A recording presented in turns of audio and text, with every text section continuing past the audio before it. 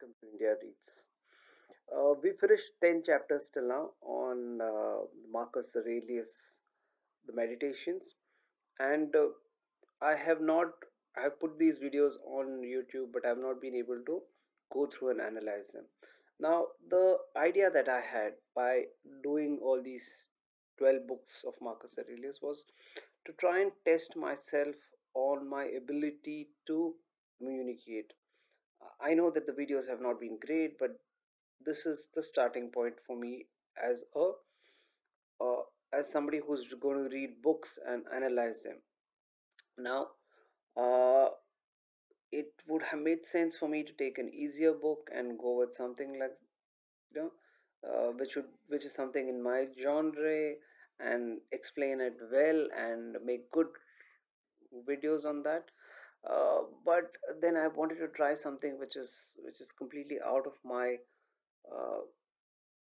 of my level of understanding, rather something where I needed to grasp and reach there.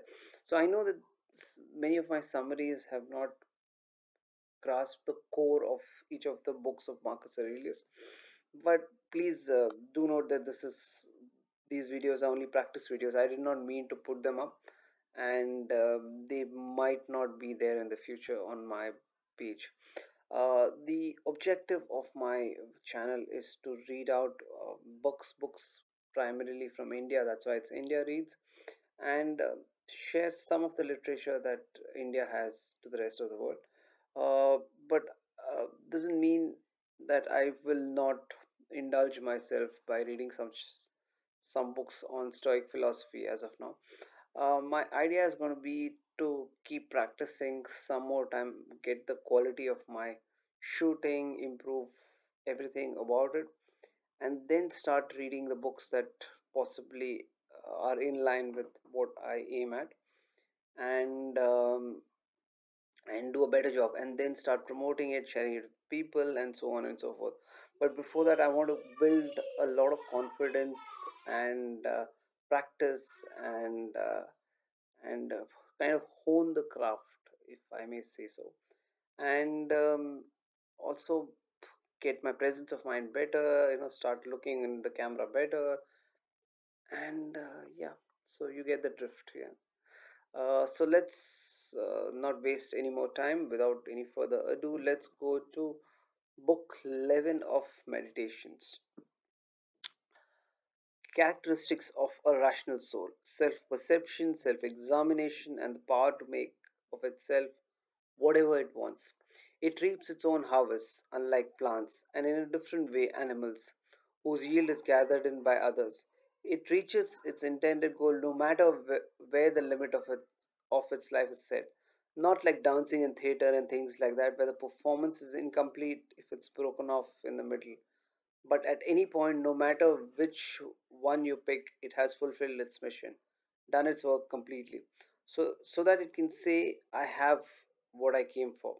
It surveys the world and the empty space around it, and the way it's put together, it dwells into the endlessness of time to extend its grasp and comprehension of the periodic births and rebirths that the world goes through. It knows that those who come after us will see nothing different than those who came before us saw more than what they do. With anyone with 40 years behind him and the eyes in his head has seen both past and the future, both alike. Uh, Also, characteristics of the rational soul: affection for the neighbors, truthfulness, humility, not to place anything above itself, which is characteristic of law as well. No difference here between logos of rationality and that of justice. To acquire indifference to pretty singing, to dancing, to the martial arts, analyze the melody into the notes that form it, and as you hear each one, ask yourself whether you're powerless against that. That should be enough to deter you. The same with dancing, individual movements and table, and the same with the martial arts. Look at and with everything except virtue and what springs from it. Look at the individual parts and move from analysis to indifference. Apply this to life as a whole. The resolute soul, resolute in separation from body, and then in dissolution or fragmentation or continuity. But the resolution has to be the result of its own decision, not just in response to outside forces like Christians. It has to be considered and serious, persuasive to other people without dramatics. Have I done something for the common good? Then I share in the benefits. To stay centered on that, not to give it up. And your profession, goodness. And how is that to be achieved except by thought about the world and about the nature of people? First, tragedies. To remind us of what can happen and that it can happen inevitably. And if something gives you pleasure on that stage, it shouldn't cause you anger on this one. You realize that these things we all have to go through, and even those who cry aloud, "Oh, Mother Cytherion," have to endure them. And some excellent lines as well. These, for example, if I and my two children cannot move the gods must have their reasons. Or, why should we feel anger at the world? And to harvest life like standing stalks of grain. And many others. Then, after tragedy, old comedy, instructive in its frankness, its plain speaking, designed to puncture pretensions. Diagnosis use the same tactic for similar ends. Then consider the middle and later the new comedy and what it's aimed at, gradually degenerating into mere realism and empty technique. These are undeniably good passages, even in those writers. But what was the point of it all? The script and the staging alike. It stares you in the face. No role is well suited to philosophy as the one you happen to be in right now. A branch cut away from the branch beside it is simultaneously cut away from the whole tree. So too a human being separated from another is cut loose from the whole community. The branch is cut off by someone else, but people cut themselves off through hatred, through rejection, and don't realize that they're cutting themselves off from the whole civic enterprise. Except that we too have a gift given to us by Zeus, who founded this community of ours. We can reattach ourselves and become once more components of the whole. But if the rupture is too often repeated, it makes the severe part hard to connect and to restore. You can see the difference between the branch that has been there since the beginning, remaining on the tree and growing with it, and the one that's been cut off and grafted back. One tree, two minds, as the gardeners put it. And as you move forward in the logos, people will stand in your way. They can't keep you from doing what's healthy. Don't let them stop you from putting up with them either. Let them stop you from putting up with them either. Take care on both counts, not just sound judgments, solid actions, tolerance as well. For those who try to obstruct us or give us trouble in other ways. Because anger too is weakness as much as breaking down and giving up the struggle. Both are deserters, the man who breaks and runs, and the one who lets himself be alienated by fellow humans. The nature can never be inferior to the artificial. Art imitates life, not the reverse. In which case, the most highly developed and comprehensive nature itself, cannot fall short of artifice in its craftsmanship. Now, all the arts moving from the lower goals to the higher ones, won't nature do the same? Hence, justice, which is the source of all other virtues. For how could we do what justice requires if we are distracted by things that don't matter?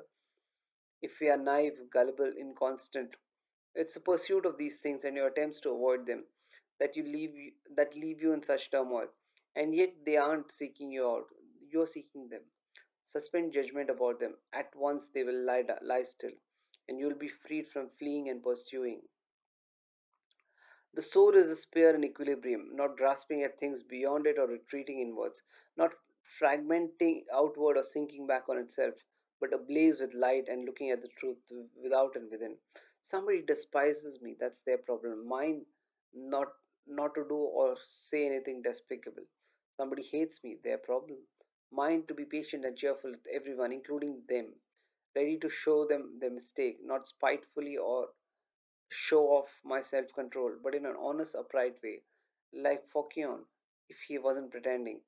But that's what we should be inside, and never let the gods catch us feeling anger or resentment. As long as you do what's proper to your nature and accept what the world's nature has in store, as long as you work from others' good by any and all means, what is there that can harm you?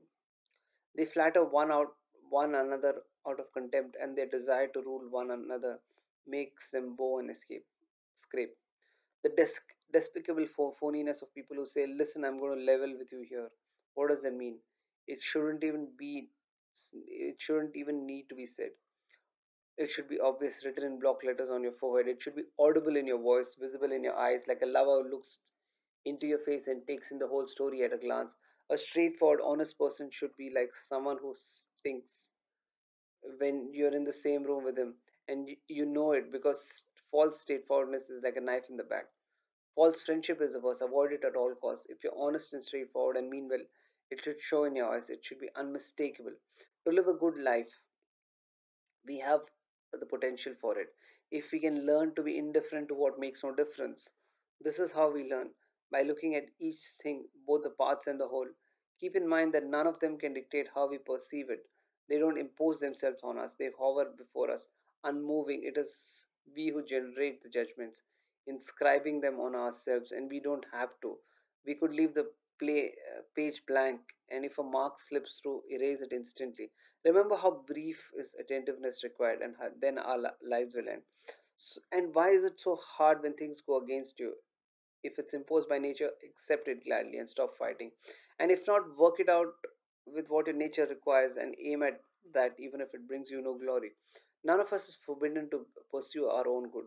Source and substance of each thing, what it changes into, and what's it like transformed if nothing can harm it. One, my relationship to them, that we came into the world for sake of one another, or from another point of view, I came into be their guardian, as the ram is to the flock and the bull is to the herd. Start from this, if not atoms in nature directing everything. In that case, lower things for the sake of higher ones, the higher ones for one another. 2. What they like eating in bed, etc. How driven they are by, by their beliefs. How proud they are of what they do. 3. If if they are right to do this, then you have no right to complain. And if they aren't, then they do it involuntarily out of ignorance, because all souls are prevented from treating others as they deserve, just as they are kept from the truth unwillingly. That's why they resent being unjust or arrogant or greedy, any suggestion that they are not good neighbors. Sorry. That you made enough mistakes yourself, you're just like them. Even if there are some there are some you've avoided, you have the potential. Even if cowardice has kept you from them, or fear of what people would say, some equally bad reason that you don't know for sure, it is a mistake. A lot of things are meant to some other end. You will have to know an awful lot before you can judge other people's action with real understanding. When you lose your temper or feel irritated that human life is short, before long all of us will be laid out side by side. That's not what they do that bothers us. That's the problem for their minds, not ours. It's our own misperceptions. Discard them. Be willing to give up thinking of this as a catastrophe, and your anger will be gone. How do you do that? By recognizing that you suffered no disgrace. Unless disgrace is the only thing that can hurt you, you're doomed to commit innumerable offenses, to become a thief, or heaven only knows what else. How much more damage anger and grief do than the things that cause them. The kindness is invincible, provided it's sincere or not ironic, or an act. What can even the most vicious person do if you keep treating him with kindness and gently set him straight?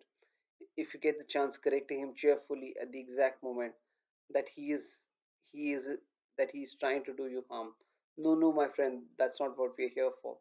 It isn't me who's harmed by that, it's you. And show him gently and without pointing fingers. That's so. Bees do not behave like that, or any other animals with a sense of community. Don't do it sardonically or meanly, but affectionately, with no hatred in your heart, and no ex cathedra, or to impress third parties by speaking directly, even if there are other people around. Keep these 9 points in mind, like the gifts from the nine muses, and start becoming a human being, now and for the rest of your life. And along with not getting angry at others, try not to pander either. Both are forms of selfishness, both of them will do you harm. When you start to lose your temper, remember there's nothing manly about rage. It's courtesy and kindness that define a human being and a man. That's who possesses strength and nerves and guts, not angry whiners. To react like that brings you closer to impassivity and so to strength. Pain is the opposite of strength, and so is anger. Both are things that we suffer from and yield to. And one more thought from Apollo, that to expect bad people not to injure others is crazy. It's to ask the impossible, and to let them behave like that to other people, but to expect them to exempt you as arrogant, the act of a tyrant. Four habits of thought to watch for and to erase from your mind when you catch them. Tell yourself, this thought is unnecessary. This one is destructive to the people around you. This wouldn't be what you really think. To say what you don't think, the definition of absurdity. And the fourth reason for self reproach, that the more divine part of you has been beaten and subdued by the degraded mortal part, the body and its stupid self indulgence. Your spirit and the fire contained within you are drawn by their nature upwards, but they comply with the world's design and submit to being mingled here below. And the elements of earth and water in you are drawn by their nature downwards, but are forced to rise and take a position not their own. So even the elements obey the world, even ordered and compelled. The man and the stations until the signal to abandon them arises. So should your intellect be the only dissenter, the one complaining about its posting? It's not as if anything is being forced on it, only what its nature requires, and yet it refuses to comply and sets off in opposite direction. Because to be drawn toward what is wrong and self-indulgent towards anger and fear and pain is to revolt against nature. And for the mind to complain about anything that happens is to desert its post.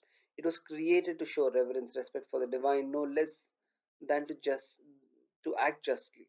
That too in an element of coexistence and a prerequisite for justice.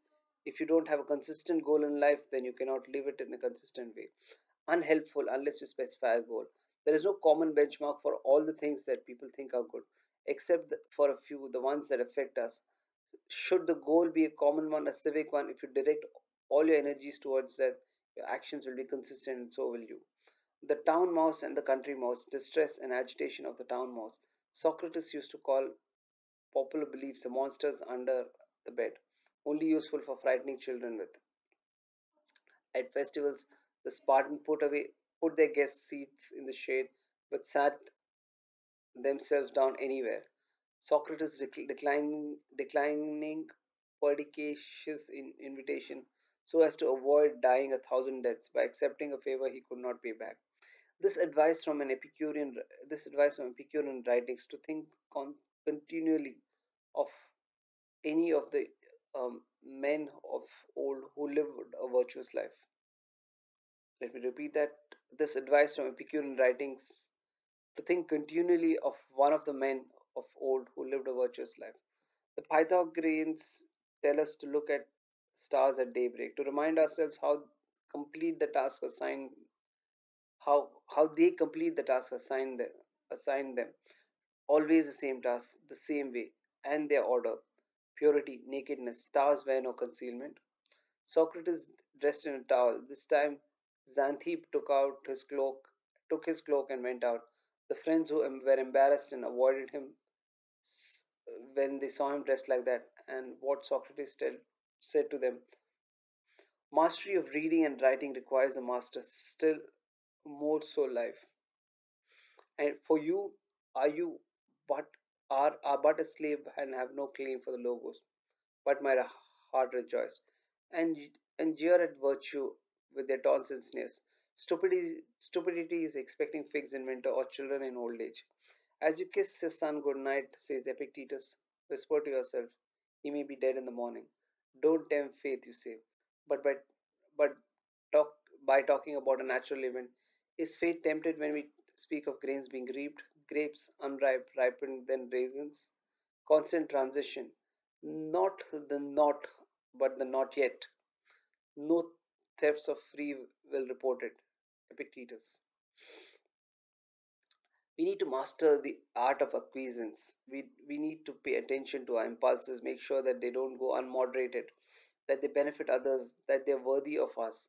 We need to steer clear of desire in any form, and try not to avoid what's beyond our control.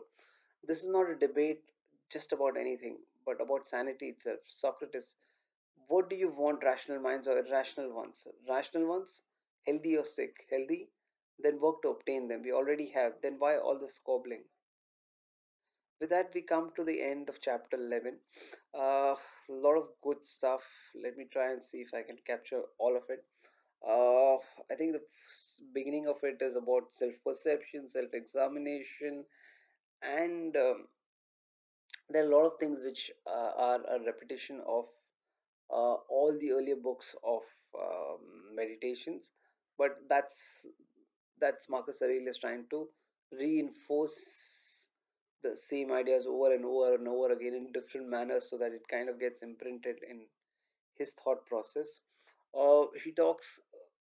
He spends some time about truthfulness, humility, and straightforwardness. Let me focus on straightforwardness here because he says that something that kind of caught my eye. He says that for friendship, the most important aspect is for you to be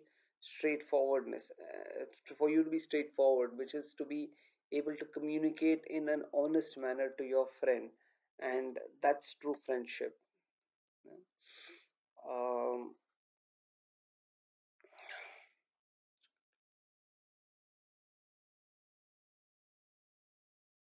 uh, if the situation or the community or the commune that you are in is not to your liking and you want to cut yourself away for this particular reason, and you want to cut yourself away from your friends from this group for another particular reason, and you want to cut yourself away from uh, members of your family for some other reason, are you cutting parts of yourself away from your roots? Or rather, the example that is given here is that branches, when they're cut off from the tree, they are separated. Humans have the ability to graft our connections back to the tree. But what happens if you keep cutting and grafting and cutting and grafting? Your connections become weaker. So be cognizant of that and try and not separate yourself from nature itself. It's a very interesting way to look at it. Um, what how do you react when you realize that people despise you? This was covered very neatly in the chapter before also, where he says that always be cognizant that when you die there will be people who will be happy about it. Now, coming back to when you're alive, you know that somebody despises you. Accept it and say that that's their problem, it's not my problem. uh, my nature makes my nature dictates that I do not do anything despicable to them just because they hate me. I don't need to go ahead and overdo anything with them, but continue to be kind and generous and show my best nature as I would do with everybody else. Be respectful, keep my self control in them. And I think this is a very good learning from this book. uh, Try not to have the despicable phoniness also around him. Don't pander to them just because they don't like you and you want to get them to start liking you. uh, to have a to have a good life is to be cognizant of the fact that we all have differences and we can live with those differences. So uh, try and be indifferent to those indifference to those differences, right? If there is a problem, there's an issue, and you need to build your relationship by being cognizant of what is correct and what is not correct. And if there's something not correct, accept it and keep and still build your connections and stay true to your logos. Yeah?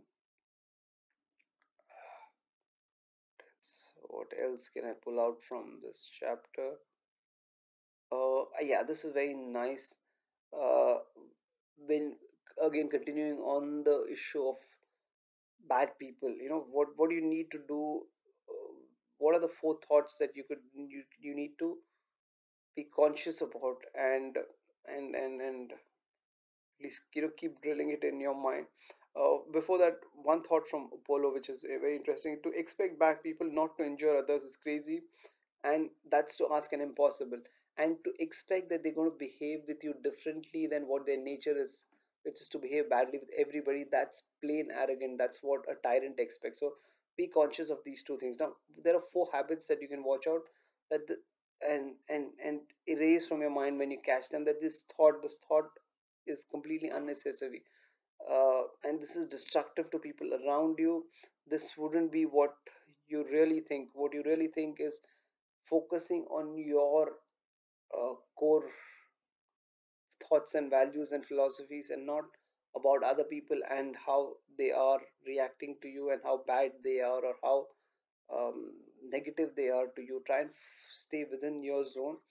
And lastly is the fourth reason for self-reproach: the more divine part of you has been beaten and subdued by the degraded modern part, the body, and the stupid self-indulgence. So be conscious of all these things, and I think that is again a stoic philosophy, that everything that you do, think, act, uh, behave, let it all be deliberate. Let nothing go with the flow of things. Let every action of yours, every thought of yours, every word of yours be deliberate, and let it have a purpose, and that itself solves many of your problems in life. uh, Talking about goals, if you do not have a consistent goal in life, you cannot live your life in a very consistent manner. So be clear about your goals, have a common benchmark and work towards it, and then you see how your life falls into order. And what else? Yeah, that's about it.